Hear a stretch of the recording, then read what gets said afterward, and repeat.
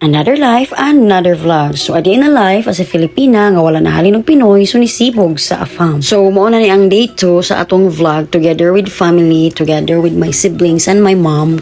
Dili lang may kumpleto karon, no? Wala among mga brother-in-laws. And then, wala pud si Papa kay busy sad kayo siya. So, karon kami ray nag-celebrate sa birthday sa akong manghod nga si Lang. So, mauna siya. So, kani akong bana is nangutana siya na ako kung sa kunoy akong ganahan nga ihanda sa akong manghod. Yan ako pwede ra nga kanang maglechon lang ta sa oven. So, mao to nagsayo siya palit aning fresh nga meat nga gikan jud sa public market. As you can see sa akong first vlog kung naa joy nakasubaybay na ako no nga akong gi-post kinaunhan is nagpalit jud mi early in the morning unya. Pag humana na kay ihang gi marinate o gisulod niya sa refrigerator and then pagkaugma na niya gi sayuhan og luto. So mao na siya. So dili jud mingon nga daghan kay may handa kanang kami camera man gud guys. So kani enough na ni namo. Unya napod mi nabilin nga pansit gahapon. So okay ra jud kaayo no. Happy birthday to you.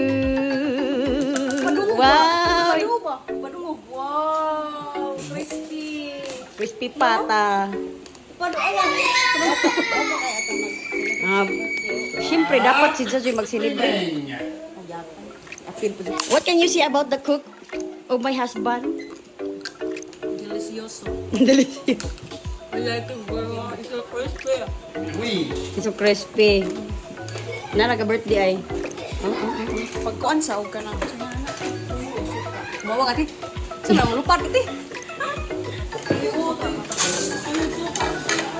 Hello guys, uban mi sa akong family karon.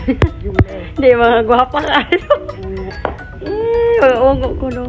Tanaw na to. Kilam. Yeah, 1, 2, 3. So that's it guys. Manage to go home na kay magatiman siya ni Papa of course. Dili jud pwede si Papa biyaan guys kay need jud siya atiman kay pisag na siya kuano gibati-bati magtrabaho gyapon siya sa iyahang basak. Di jud nimo mapugnan.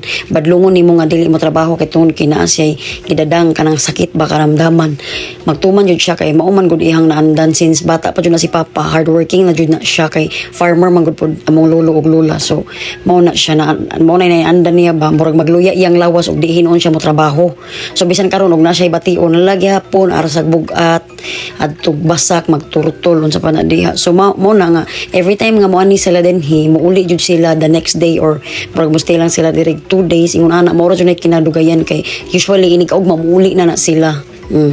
So akong papa pod is nag-effort pod siya nga kanang dadan pod mighumay din hiba no. Mao na akong bana nga grabe ang pagka-appreciate ni Papa kay very hardworking man kuno nanimbasog para sa pamilya. So mao na to guys pag kumanog banding-banding dinhi sayo-sayo pictures, syempre di man dyan na wala sa gathering no kay tagsara magkita.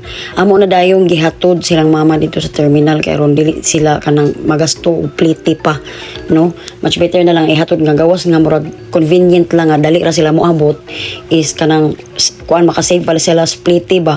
Nya akong papa kay naghuwat naman gigutom na in taon to so need na jud nga muuli sila sayo. So niyan ako nilang mama nga hangyoon ako akong Paris nga ihatod sila sa terminal. So niingon pod si mama nga ayaw na lang kay luoy mong Paris na igibati. Niyan ako dili mahimo makay na amoy pang bitbitong daghan. Unya og adto pod mo terminal diri sa kuan panglaw dugay pamumo. Abot dito sa terminal pod dito sa dao may nang diretso lang. So ang yang akong Paris ni okay lang pod siya kay syempre kay akong papa ko no naghulat na. Maluoy po kung papa nga naghuna lagi kay siya ra isa dito nabilin. Ang problema pod lagi kay di lagi kuno niya mabiyaan ang amo ang balay kay the last time manggod nga akong nabalitaan nay nangawat sa humay ni Papa. Duha pa jud kuno kabakid. Huy Ginoo ko. Nakaingon siguro nang nangawat nga dili masakpan or dili makabantay si Papa. Gatuon na lang jud pod sila nga buguon akong Papa no. So mo to nga ni ana lang si Papa nga di jud siya kabiya diha sa kuan balay. Kinahanglan jud every time nga nay mo anhin din jud mabilin. So muna mura kung naluwi na kuna ni Papa ba kay siya ra magud isa. So mo to nga akong gi-convince akong Paris nga ihatod lagi sila aron madali. So kani akong manghod nga laki guys talagsara jud ni siya mo anhi dinhi kay syempre eskwela man gud siya no. So og wala siya ni uban siya mo uban ni Papa mag tabang-tabang niya nga maggamo dito nya iniguli gikan sa basak ni Papa is nanay dinungag na napoy sabaw no nya at the same time po tabang-tabang po ni Papa nga magbalhin og baka.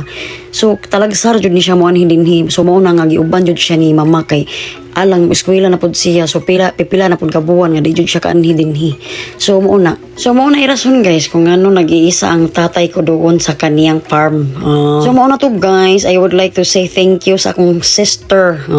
Kani ikatulo na mong kuan nga maayo kayo mo pedicure, maayo kayo siya mo kuan trim og kilay, mag makeup, dili man makeup ang grabe jud ka bongga nga makeup no, pero na-appreciate jud nako siya kay tan-awa kong kilay siya nagkilay ana guys. So mao na to guys, we really have a great time today together with my mom, my siblings, kay panagsarabaya po may magtapok no, sumurag lipay pud kaayo ko. That's it for today's video. Subscribe and follow for more. Thank you so much for watching.